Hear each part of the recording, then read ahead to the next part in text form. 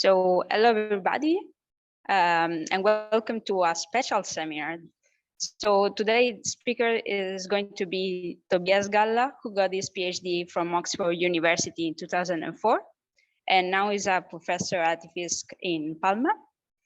So he's going to talk about a special topic that is the process of doing a PhD.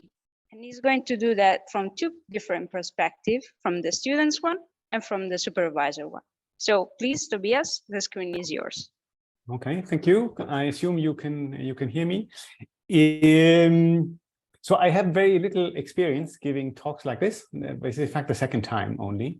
So we'll see. And I want to dampen expectations a little bit, right? So the idea is not that I know all the answers, and that after this talk, all your questions are answered and all the problems are gone and the life is nice.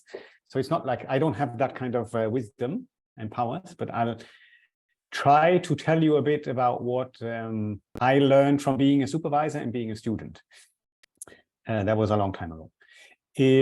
Now, if I can turn pages. Okay, so, and I wanted to start with this slide. So these are lots of articles that I found. If you Google mental health and PhD students or mental health and postgraduate students, you find lots of papers like this, documenting that there are mental health issues among postgraduate students in the UK, but I think this is an international phenomenon. So the observation is that many, or maybe most students seem to experience some sort of mental health issue along the way. An issue covers different degrees of seriousness. And this seems to have been more in the media, sort of in the forefront in recent years, but I suspect this has always been the case. It was just not documented to the same degree. But this talk is not per se about mental health, right? But I wanted to use that as a starting point. And in fact, there is this quote here that I'm going to come back to later, hopefully. There is a common belief that you have to suffer for the sake of your PhD. If you aren't anxious or suffering from imposter syndrome, then you're not doing it properly. So this is a quote that I found, and I'm not proposing this as a statement, but it's a quote that maybe helps to guide the discussion a bit, right? And is related to some of the topics that I will mention later. But I'm not endorsing that statement. Okay, I want to say that very clearly. And now when I was a PhD student, there were times when I found it difficult, and in fact there was maybe times when I thought I wasn't, in the right, or I don't know, that maybe I wasn't kind of cut out for doing a PhD.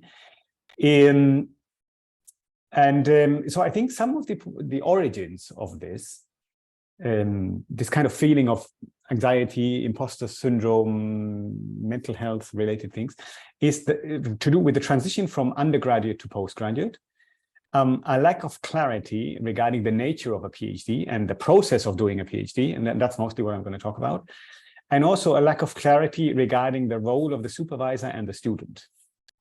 And these are sort of the topics that I want to address. I want to address some of these questions as much as I can. But, and this is what I said before, so don't expect too much, right? I don't have all the answers, and I can only say what I think, and I have not done any systematic empirical research. I base this on my time as a student and maybe the 10 students or something that I have supervised, or 10 or 15. And what I will say is almost certainly going to be incomplete and biased, and none of this may apply to you, potentially. So you should use your own judgment. And also there's this picture you have maybe seen, right? The survivor bias. So this is a cartoon, but the idea is that, in, I don't know, World War II, people wanted to make fighter planes more safer, right? And they said, well, let's look at the planes that have come back from combat, right, from the war, and look where they have been hit, right? And these are the red dots.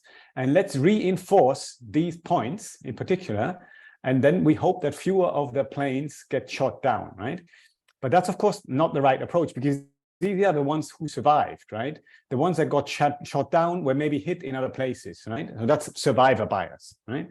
So, and there's the same kind of thing, like I'm telling you from my perspective, and I'm in that sense a survivor, right?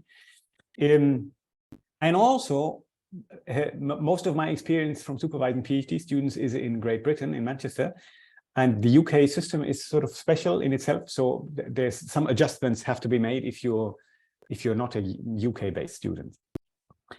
So the lessons that I've learned, I think I wanted to summarize them in these 4, right?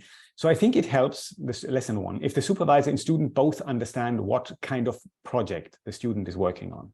And I will say what I mean by that in a second. I think it helps to understand from the beginning what the typical phases of a PhD are. A sequence of phases that most students are going through in some kind of order. Doesn't apply to everybody, but I think there's a common pattern. At least I'm talking mostly about maybe applied mathematics and theoretical physics, but I guess it holds more generally. It helps to understand what the role of frustration is in research and what we mean by frustration.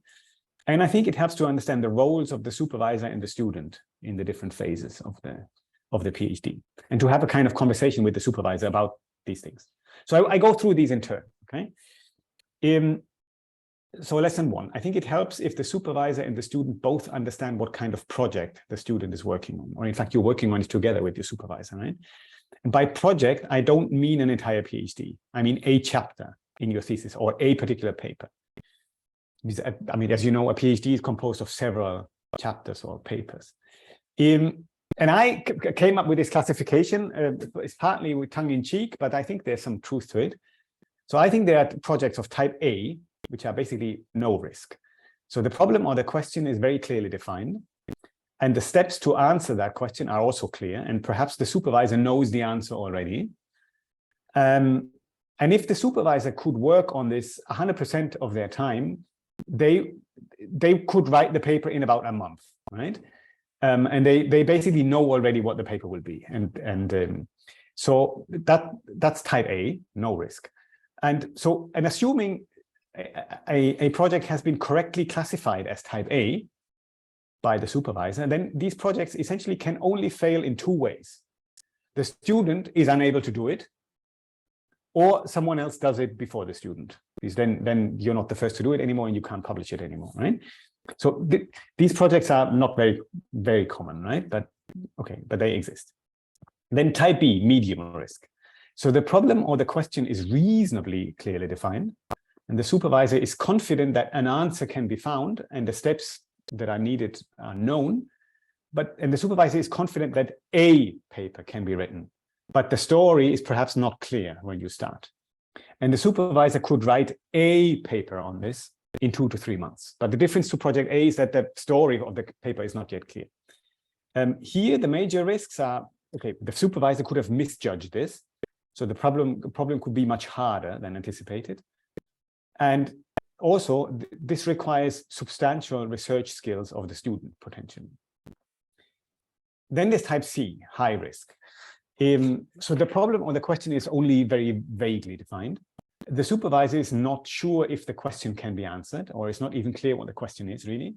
It's not clear what the right method is, and the supervisor is not sure if a paper can result from this. So this is risky by definition. If you're working on such a project, then the supervisor and the student have to understand this from the beginning, that this is a risky thing.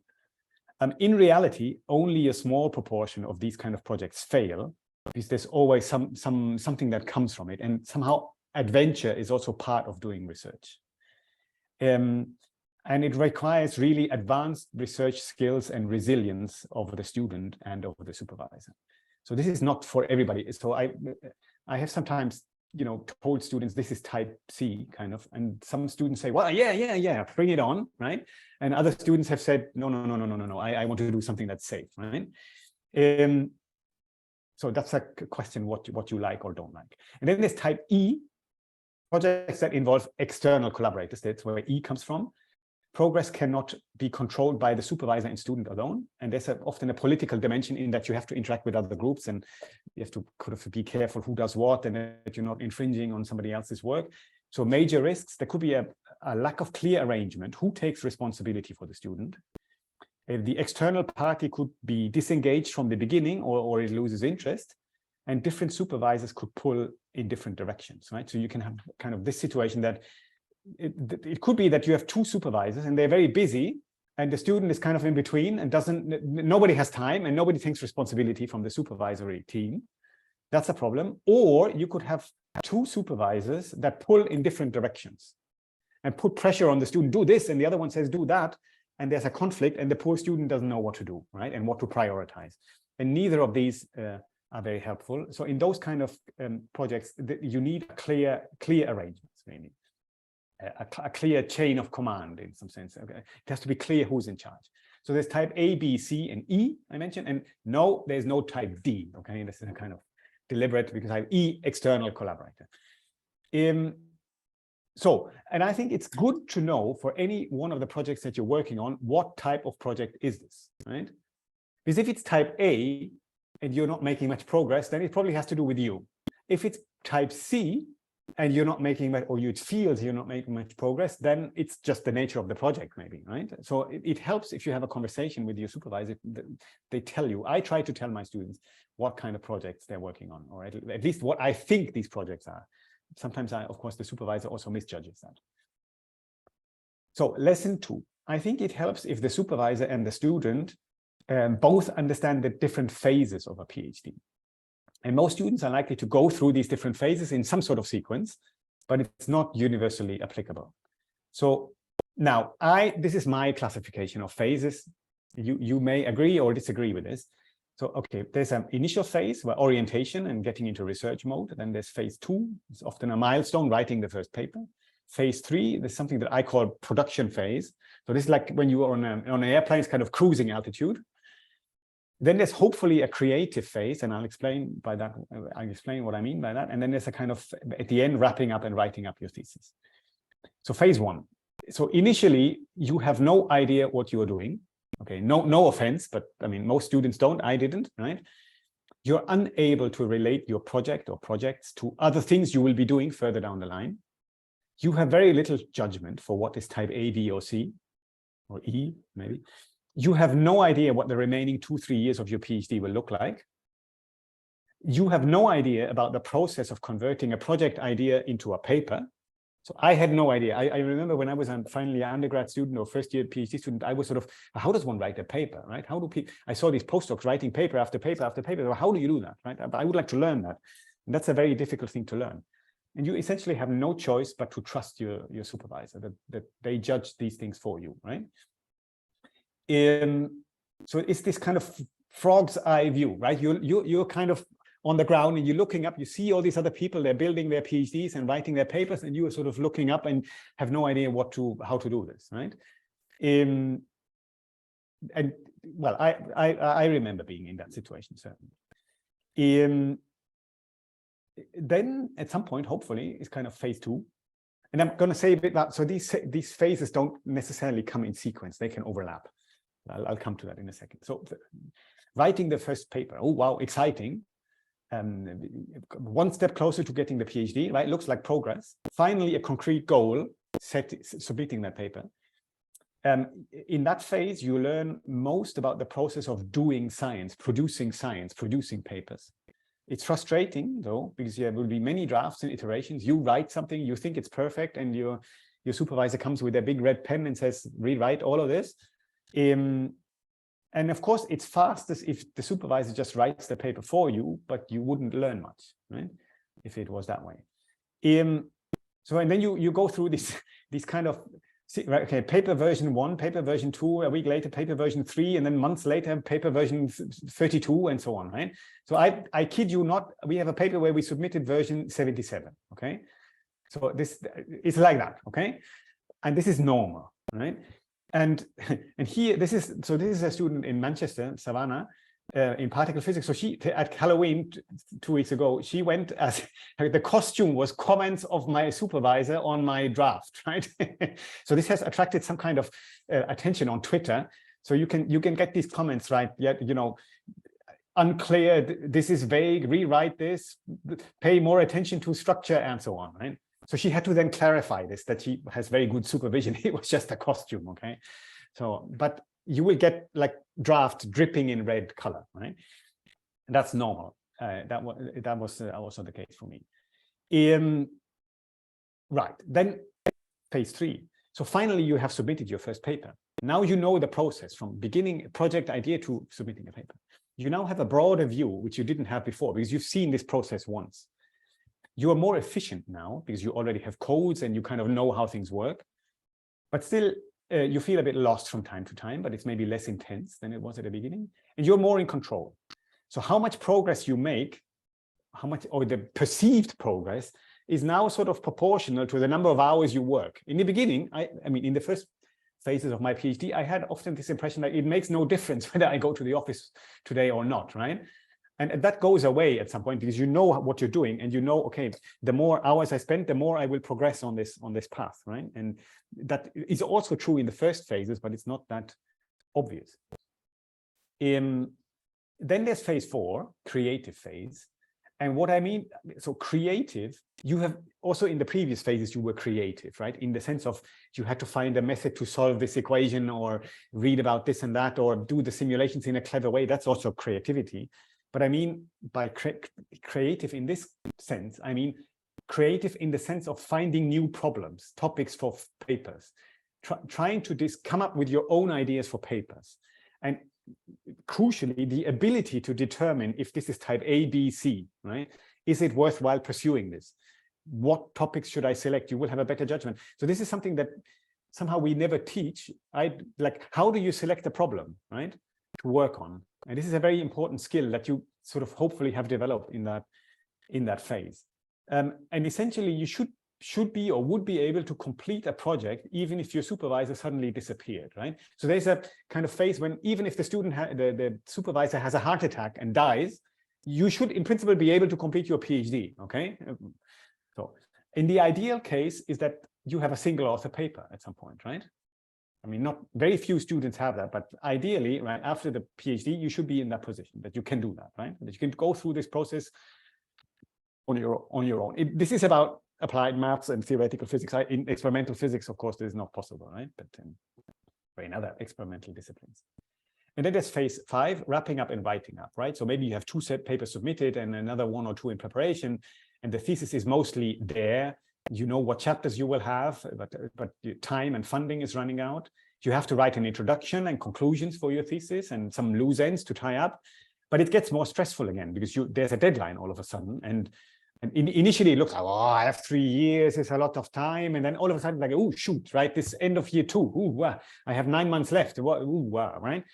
So this is perhaps the most stressful period of a PhD. It was very stressful for me, certainly. And then the more you start writing, the more you think about your thesis, the more you realize how much more you have to do. And then it feels like each hour that you spend just increases the work, right? So I had that feeling, but it's just you realize what you need to do, right?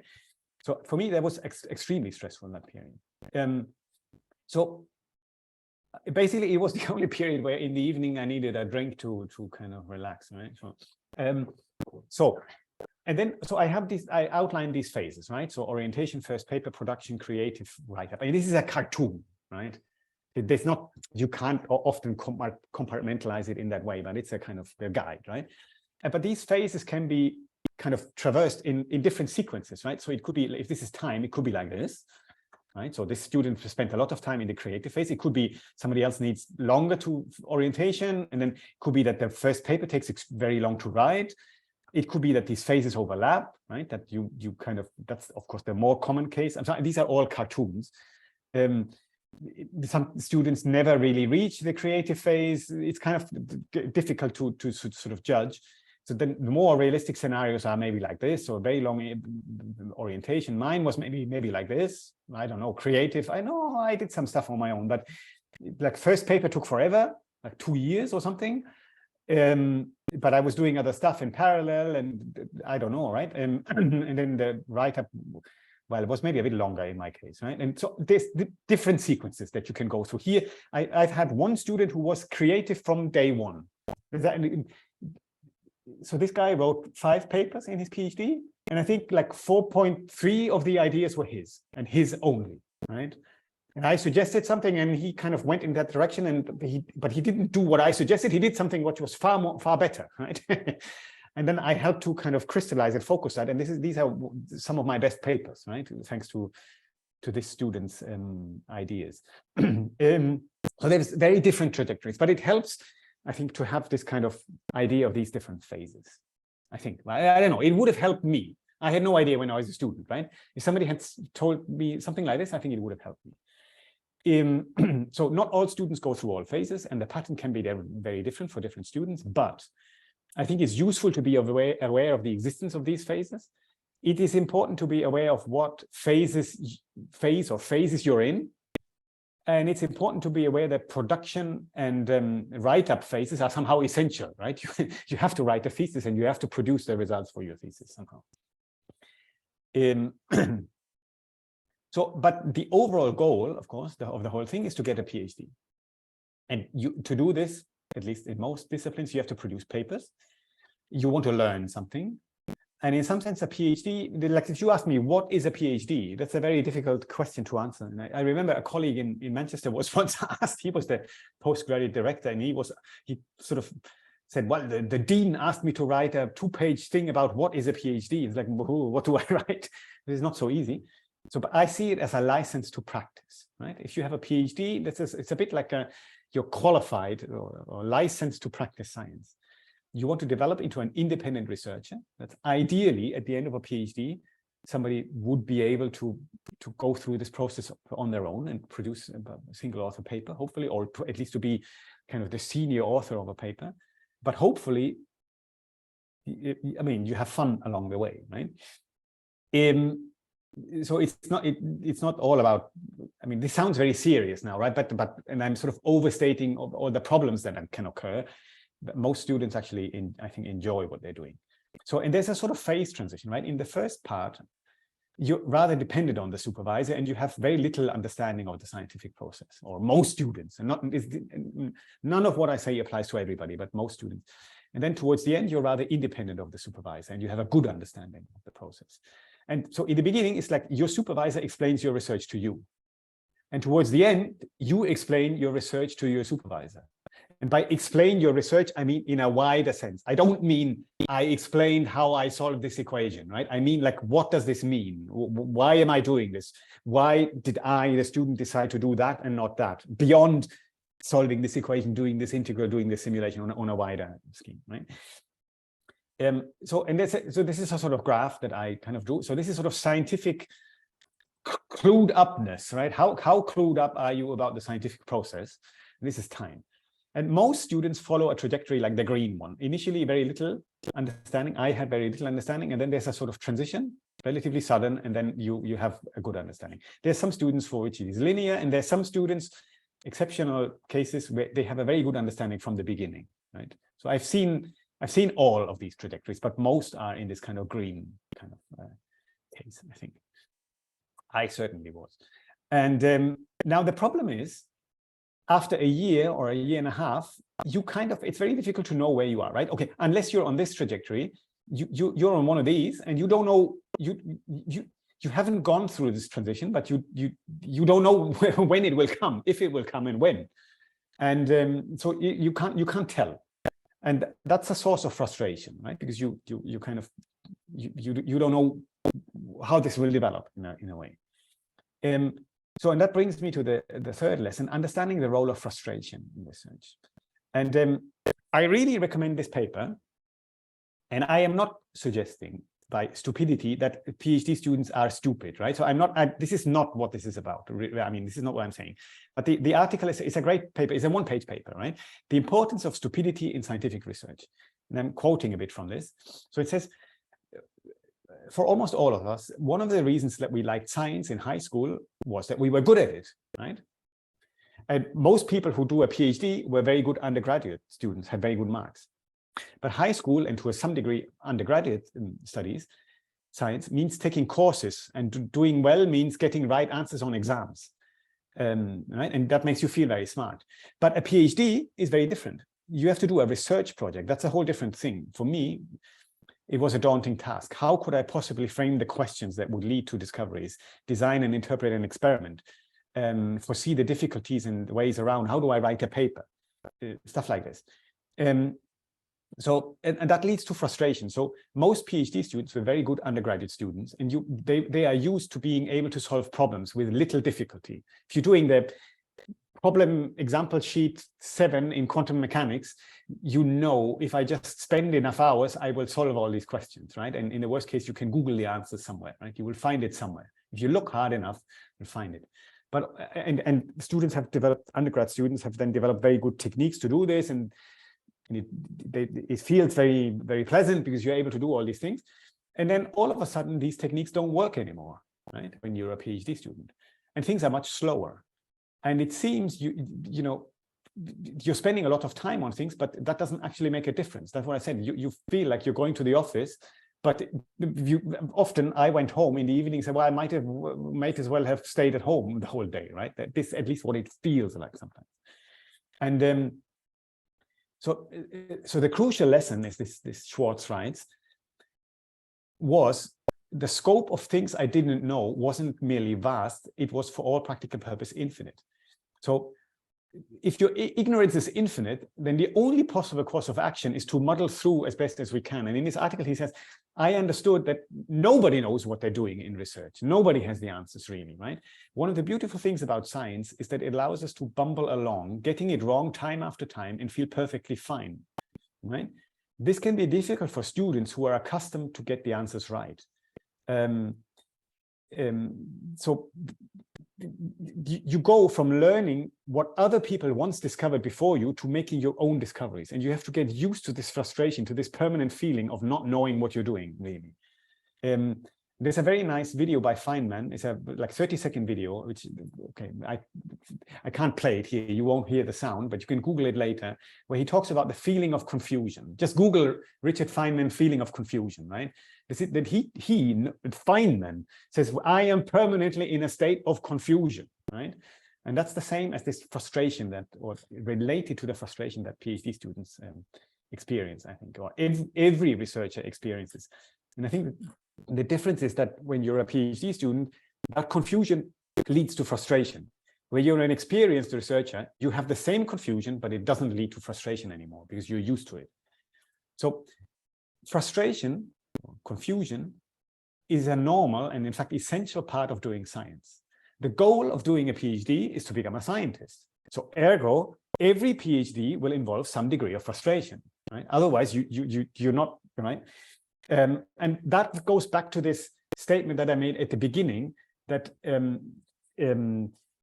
if you're not feeling frustration, you're not doing it right, or something. That was to the extent of this statement at the beginning. But that is not a negative, and that is not the same as to say every student has to have mental health problems. Otherwise, they're not doing a PhD correctly. That's a very frustration itself and mental health problem. These are very different things.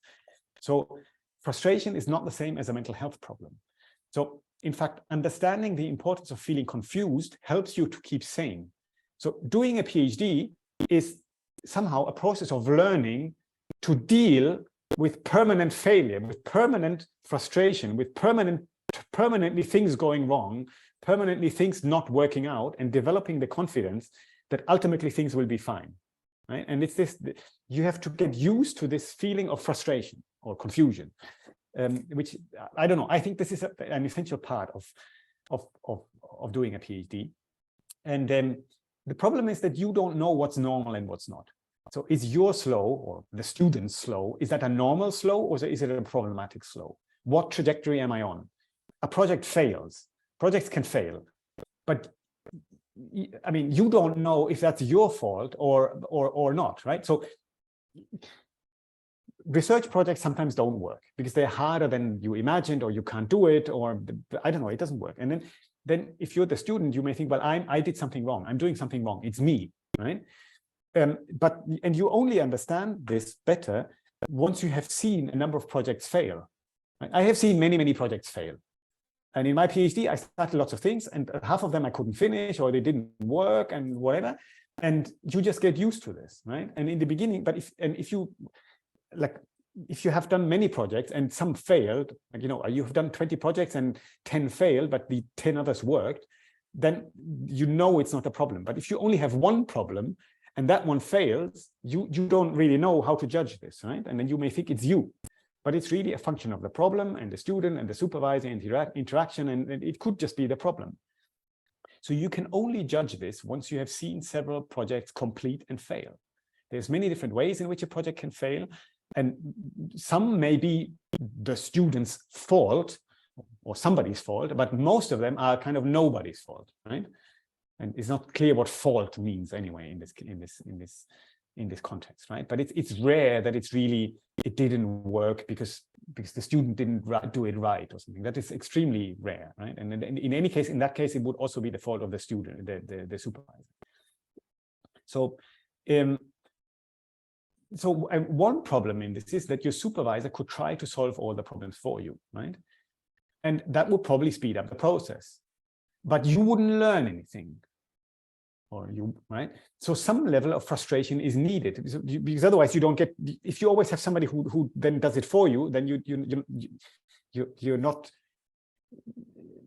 you're not learning how to deal with the frustration somehow. So, but what's the right level of frustration? And so I see my supervisor, my role is partly to expose the student to the right level of frustration. So I've said this before in other scenarios, and I've been criticized for this, right? But I think nevertheless this is sort of true, because I mean, I had this, as a student, when I was a student, there was a period when some calculation didn't work or didn't agree with simulations, and I didn't know what to do, and my supervisor said, do this test, do that test, and ultimately sort of it was my problem, right? And nobody solved it for me. And in hindsight, this was right, because if I now look back, it's completely obvious what to do and where to look, right? But I think it was right, and I learned a lot from that experience. And there's a kind of fine judgment the supervisor has to make. How strongly should they interfere with this, right? Or intervene? And there's also different styles of working together, right? That you could have a supervisor who leaves things mostly to you. There's supervisors who spend endless hours, at the whiteboard with you. I have seen supervisors where basically the supervisor did the calculation on the board, and the supervisor took notes and then wrote the papers. These students then have 7, 8, 9, 10 papers at the end of their PhD, but they were just the note takers. That's not particularly useful either. So it's very difficult to find the right spot, right? And this is something each pair of supervisor students sort of have to work out themselves, right?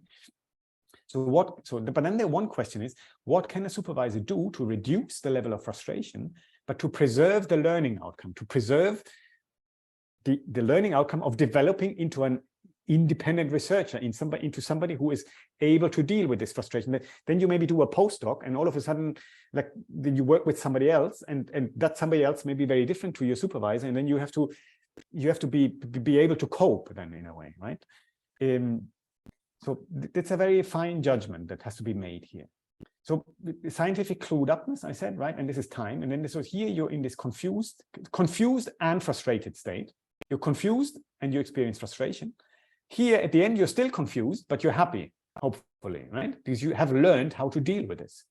I'm permanently confused, and I know that every problem I address, there's a potential that it doesn't work, right?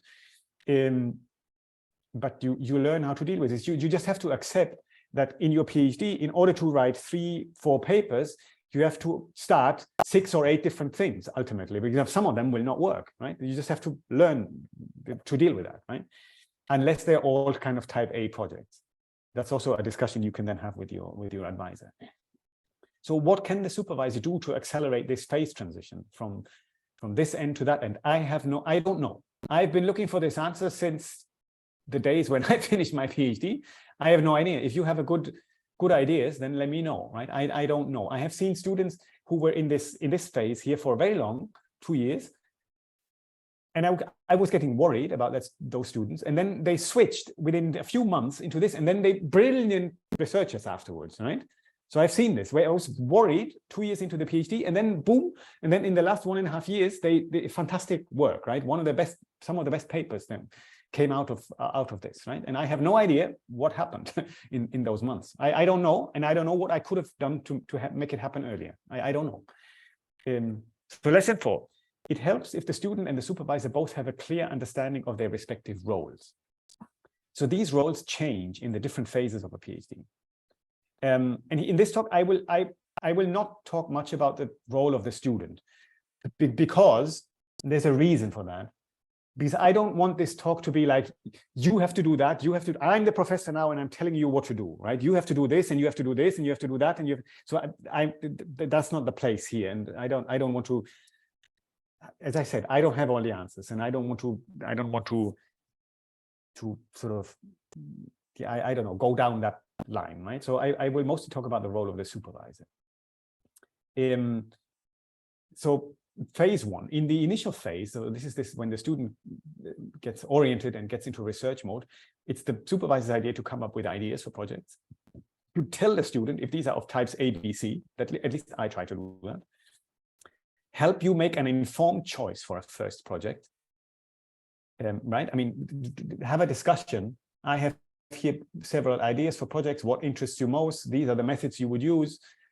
Is there something that could excite you, that inform you about the risk of these projects? And then some students are happy to take risky projects. Others are more risk averse. Yeah, so as I said, right, I had one student where I had an idea, and it was a very vaguely defined idea, and I said, look, this is very risky, it could lead nowhere, and I have no experience in this area, and I may not be able to help you. If in 6 months down the line we get stuck, there's no way I can help you. But she said, no, that's exactly the kind of thing we want to do, or she wants to do. And she did, and this was something in medical statistics, and then she worked out all these methods and explained everything to me, right? But that's not for everybody, right? I would never have done that. When I was a student, I would have, if my supervisor had told me that, I would have, no. I want type A, right? But different people have different tastes. Suggest literature, you have get relatively close guidance, I guess, give you wider context and the outlook on the rest of your PhD. Then phase two, writing the first paper. There's two main jobs, I think. So in the first phases, your supervisor is often slightly, or at least maybe I'm talking about myself mostly, but I take a sort of relatively distant view on the work, in the sense that I don't get necessarily, I'm not necessarily aware of all details of the calculations and factors of two and precise things. On simulations, I sort of look at the results and the simulations the student shows. But when you comes to writing the paper, then the supervisor will often look more closely at what you have done. Then he or she needs to understand the technical details to be able to write the paper. The supervisor will ask you a lot of questions. Tell me exactly how you did this. I want to know exactly what you did in the simulation, and to make sure that things are actually correct, right? And the supervisor's name is on the paper. So they will do kind of checks of this kind, or kind of raise these kind of points earlier on, of course. But when it comes down to writing the paper, it often goes to a different level, in my experience. And then he or she will hopefully guide you through the paper writing process, right? Gets things to publication standard, make comments on drafts. So some supervisors will actively edit the paper, say, give me the LaTeX file, I want to edit this. Others will only make comments and let you rewrite it. There's different ways of doing it. And then you have to choose a journal and respond to referees and so on, right? And you as a student don't have really experience with this. So somebody has to guide you how to write a reply and how to do things. Then there comes the production phase, hopefully. So you and your supervisor are now two scientists working with each other, hopefully at kind of more or less equal level. The supervisor will be still more experienced, but you have reached a degree of independence. The supervisor will make suggestions, but you drive the project more than you did maybe in the previous phases. The supervisor will maybe start thinking about your thesis as a whole. So maybe a third is there or half is there, but what will the rest look like? So you start making plans for the second half of the PhD. The supervisor can introduce you to people at conferences and also help you renormalize what you see at conferences. So at conferences, you meet people from different nationalities and, different cultures, and different people say things in different ways and so on. Then there comes the creative phase, or maybe it has already started. So the supervisor can encourage you to be creative, so to pursue your own ideas, provided this does not put your PhD in jeopardy. So sometimes students come to me and say, I want to do this, and then they have some idea, right? And I kind of, you can come to the conclusion as a supervisor, but I don't know, if I cannot judge if that's a good idea, or sounds like a crazy idea to me or something, right? And then I would sort of make a judgment and say, well, what position is the student in their PhD? I mean, if they have 2 papers published, I say, do whatever you want, right? Because even if you waste 6 months and nothing comes from it, it's not you're still gonna get your PhD, right? But if a student, like after six months into their PhD, comes with some idea that I judge to be very risky, I would say, well, I'm not sure that's a good idea to do this now, right?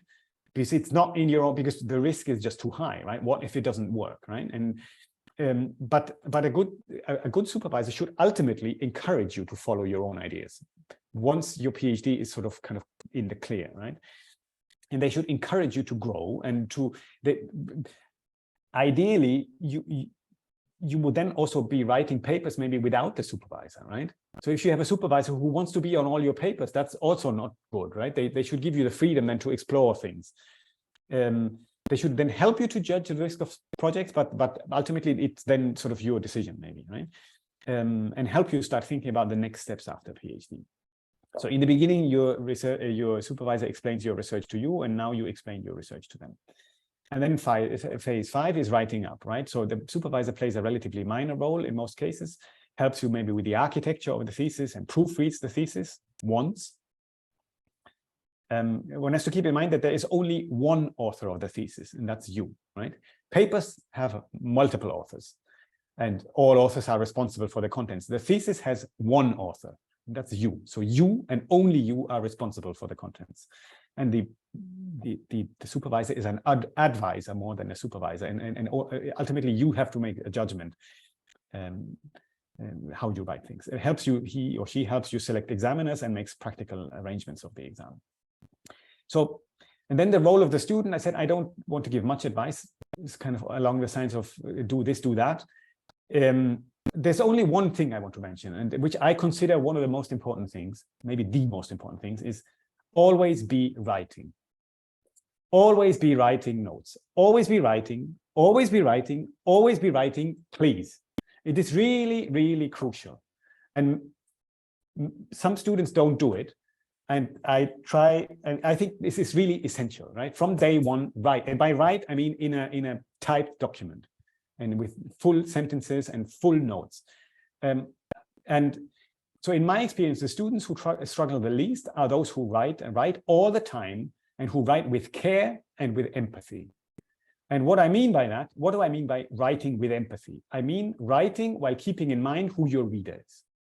And that may in the first instance be your supervisor, but ultimately for your papers, it's the general scientific community. So provide all the information the reader needs to understand, so all the information the reader needs to understand what you want to say. Define all objects, quantities, things carefully and exhaustively, even to a level of redundancy. Repeat things if needed. Try to be pedagogic and logical. Make it impossible for your reader to misunderstand or misinterpret you, even if they wanted to.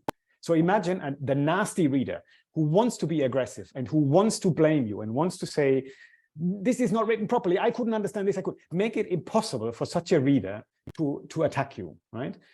Or at least as hard as you can. I mean, this is a kind of, okay, supervisors will not read things like that, right? But make it impossible for people to misunderstand you, or as difficult as possible. Writing helps you to get things clear. The easiest person to fool is yourself. Write full sentences in technical notes, not just collections of equations or whatever it is you're doing. Write proper figure captions, give proper labels to all axes. It also makes you feel nice because you're creating a document, and you should, it's kind of, ultimately it's your first paper will come out of this, and it's your first baby. You want to be proud of it. You want to have it nice, right?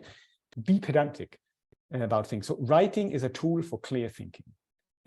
So writing is not something you solve the problem and then you write it up. It's like you write all the time. That helps you to solve problems. So that is the number one advice I would give. So summary. Now, I think it's crucial for the student and the supervisor to come to a clear understanding of the operational issues that I mentioned. So these are not scientific issues in the sense that they have to do with your problem, but they are sort of, I don't know, for lack of a better word, I call them operational issues. So the nature of the scientific projects and the risk, the phases of a PhD, the importance of frustration, as I have outlined it, and the roles of supervisor and student. And this requires discussions about these issues i.e. discussions which are not about the substance of your project per se. So you will have lots of meetings, presumably, where you talk about how to solve a particular equation, how to do a particular experiment or simulation or something like this, but reserve time, maybe designated time, to have this kind of discussion. So this meeting today, we're not talking about the actual subject matter, we're talking about these kind of things. How is it going? What phases do we think we are in? How is the relation between the supervisor and the student working? What are the roles? How frustrated is the student? Why? What can we do about this? Stuff like this. Is it normal? Is it not normal? So these discussions don't happen very often, or only sort of in passing at the end of the, so kind of reserve time for that. And I'm partly saying this to myself. I'm not always following my advice either, right? So, and the supervisor will have experience and can provide orientation, and the student will hopefully benefit from these kind of discussions. But conversely, at the same time, the supervisor will have finished their PhD a long time ago. So in my case, 18 years ago. The world has changed, right? I mean, there was no Twitter, no Facebook, and there was no Python and no R, and no, I don't know, at least we didn't use them. So the world has changed. It's very different now. And the student needs to educate the supervisor about the challenges they face. The challenges you face as students now are very different, or maybe different from the ones that I faced, or the supervisor faced 20 years ago. And such conversations will hopefully benefit the student-supervisor relation, right? Hopefully. Now, disclaimer about this talk, right? So, as always in science, you should question everything, you should believe nothing, and you should trust no one, right? So within reason. Okay, I trust my wife, right? But in science, it's a good advice never to just accept things, right? So question everything, believe nothing, trust no one, and in particular, you should not trust me, okay? So you could disagree with everything that's in this talk. Everything could be wrong, right? Or not applicable to you, or distorted, or twisted, or whatever, right? But I hope it still sort of triggers some thought process, right, in you. That was the idea, right? But don't take everything at kind of face. This is not gospel that I've had the spoon of wisdom and now I know all the answers, right? It's not like that, right? So I'm not sure how much of what I said applies generally. Maybe all of this is just about doing a PhD with Tobias and not about doing a PhD in general. I don't know. But the intention was not to tell you what to do, but to sort of maybe flag up some issues that are worth thinking about. But hopefully it was still, or is still, useful in some way. That's what I wanted to say. Longer than I thought.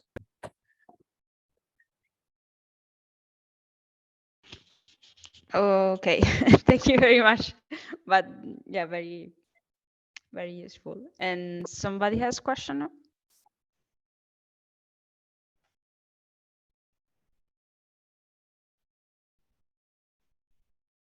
No? Somebody should disagree with something like that. You should say, Tobias, this is completely wrong, what you said. Mine is not a question, but like a consideration. Talking about all the problems like frustration and confusion and all this stuff, that I think they are like kind of part of the PhD as well.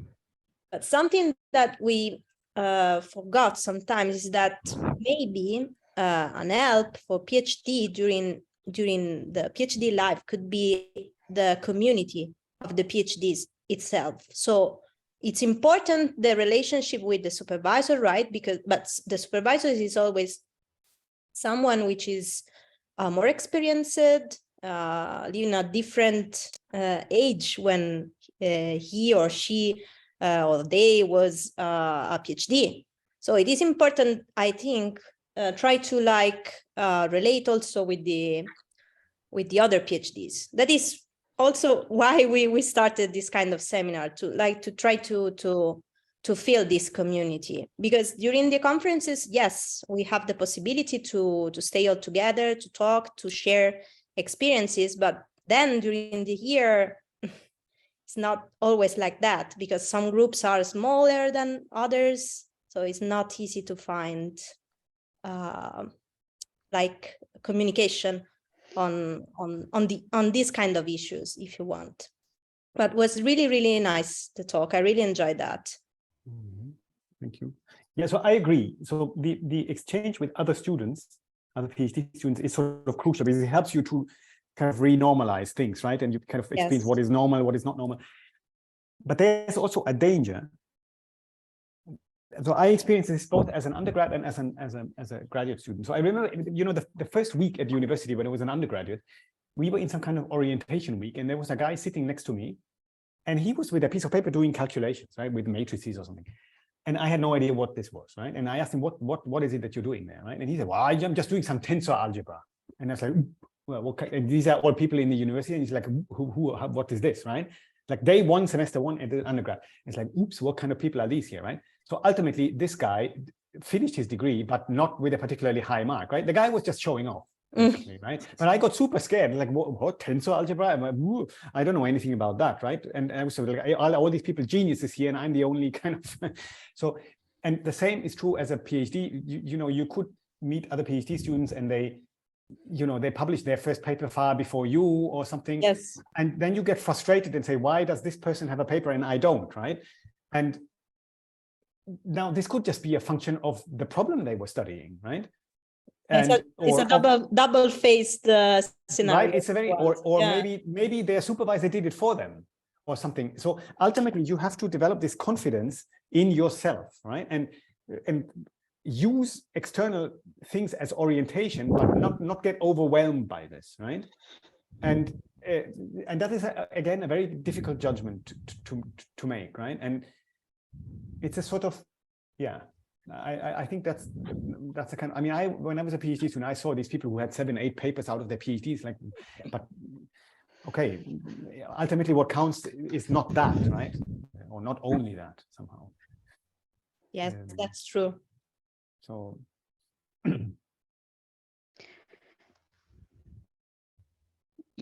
Yeah, Hannah, Anja, as a comment, yeah, please.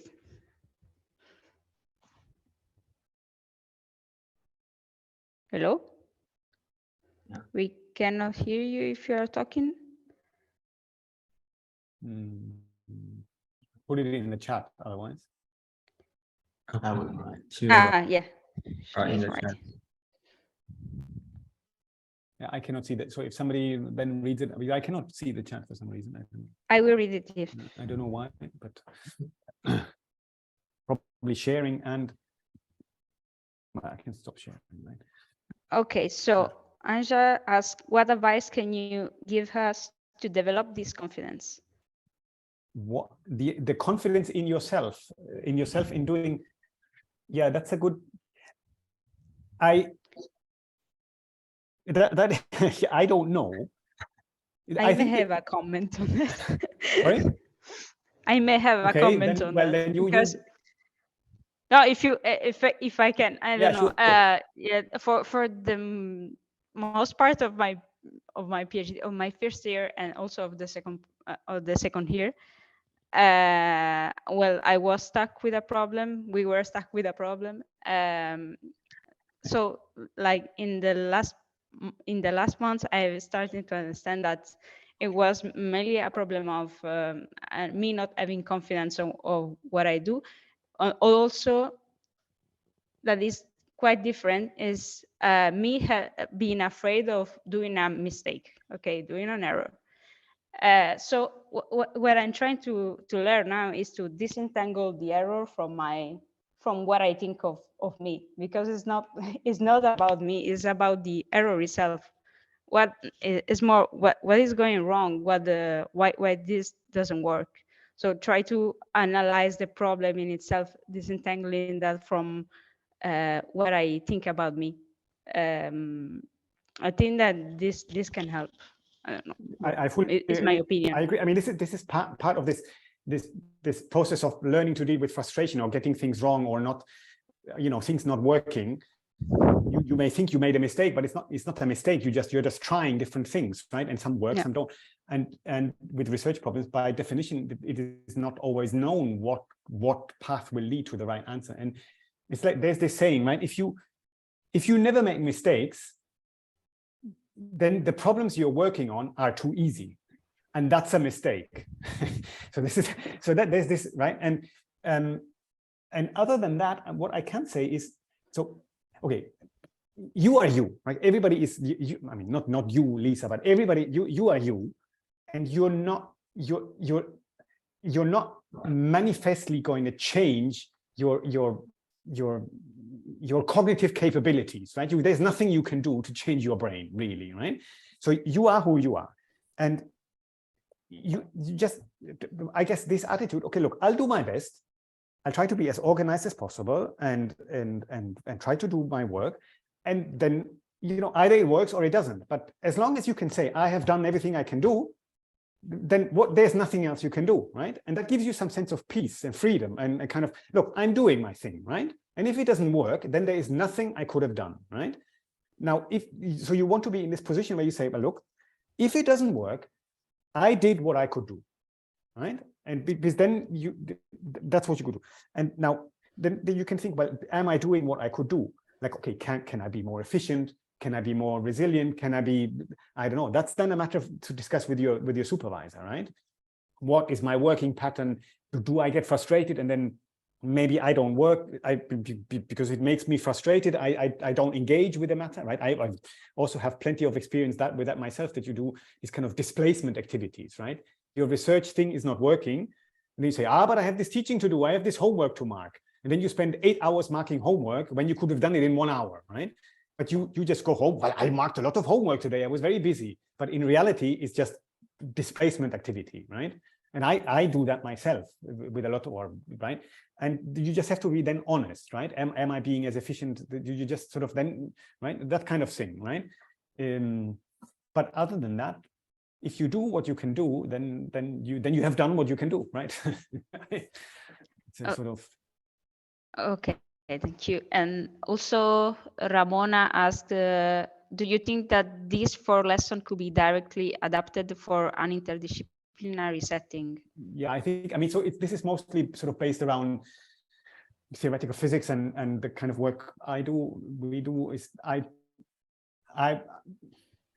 probably, I don't know how much of this applies to kind of an experimental setting where you're in a group or something, and there's lots of, if you really work with people in other disciplines, then there are additional elements. But I think probably a lot of these things in some way apply to many PhDs. I hope. I don't know. I cannot really answer this because I only know the PhDs that I have supervised or done. There's another question in the chat. Yeah, there's Violetta asking, what about a first postdoc? I have realized there is not much information, resources to know what to expect. What to expect? Yeah, that's again hard what to expect in terms of working with again, they're very different styles, right? There are people who have projects, they want a particular project done, and they will tell you exactly what to do. And there's other postdocs where you was like, okay, here's 2 years of money, here's your desk, here's your computer, do whatever you want, right? There can be very different. Well, I had a postdoc like that, right? And that is very, very different nature. I would try to find out in advance from the group, the supervisor, who what they expect or what the setting is, right? I'm not sure. So there's this book, right? A PhD is not enough. That tells you more. This is not about the PhD. It means like why getting a PhD itself is not enough. This is about how you then proceed on a scientific career itself, right? But this is very. I read it and I'm now reading it again. So this is a very good book that I can recommend as a resource for that question. Maybe, I'm not sure. So I'm afraid, guys, I have to go because I have to pick up my children from some place. Sorry, but otherwise send me questions by email or something, or I don't know what, if there are more.